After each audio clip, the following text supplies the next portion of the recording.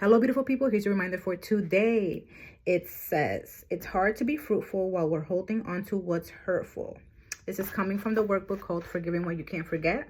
There is a book that comes with this, and I strongly encourage you all to read it, especially if you are on your path towards forgiveness.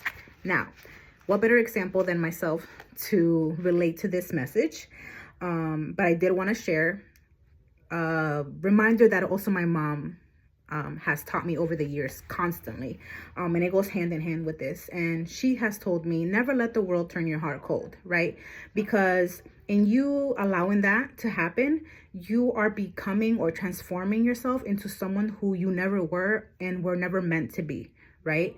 A lot of the times, because we are so deeply hurt, we don't realize that we are slowly transforming ourselves into the very people who hurt us, right? And it's not judging the other person, right? It's just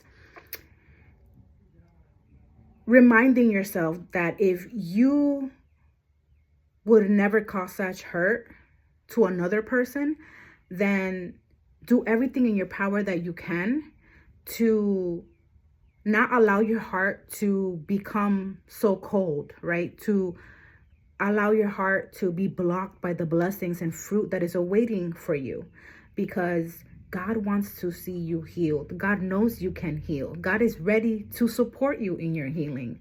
And I understand that forgiveness can be very cliche, especially when people say, oh, forgiveness is not about others, it's about you, right? It can almost be damaging when you, depending on how it's said and who says it, right? But I get it. I get the overall message, and the overall message, it is what it says. Don't allow the wounds inflicted by others, even if it's coming from people that you love, transform who you are, right? Because in doing so, your heart is blocking the blessing that is awaiting you, the fruit, right? Your fruit is there. It's literally in arm's reach, but you can't see it. You can't receive it because it's already filled up, and it's filled up with things that you know are not meant to be there. And one of those things is unforgiveness, right? I am on the path towards forgiveness, right? And in no way, shape, or form does it mean that I'm an expert in forgiving, right? There are moments where I'll remember things that were hurtful, and my heart immediately closes up. I can feel it, right? It's almost kind of like a physical feeling. I can feel it harden. But then I remind myself quickly, like, hey, we know what it is to live with an open heart. Let's get back to that. So that's my reminder for you.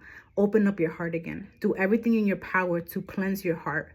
And that starts with forgiveness. And if you can't start with the people who caused the hurt, start with yourself. Because at the end of the day, we live in our own bodies. We live our own lives.